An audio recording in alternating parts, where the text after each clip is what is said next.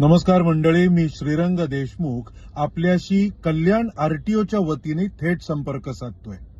कारण सध्या रस्ता सुरक्षा अभियान राबवलं जात आहे आणि हे अभियान का राबवावं लागतंय तर रस्त्यांवरचे अपघाताचे प्रमाण खूप मोठ्या प्रमाणात वाढलंय.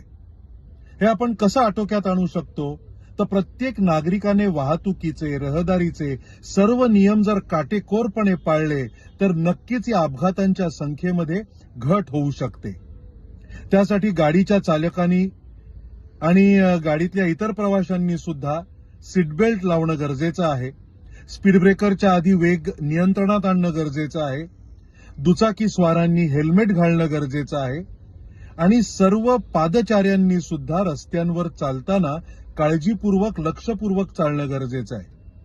मंडळी, सतर्क राहिल्यानेच आपण हे अपघातांचं प्रमाण नियंत्रणात आणू शकतो. सतर्क रहा, अपघातांची संख्या नक्कीच कमी होईल.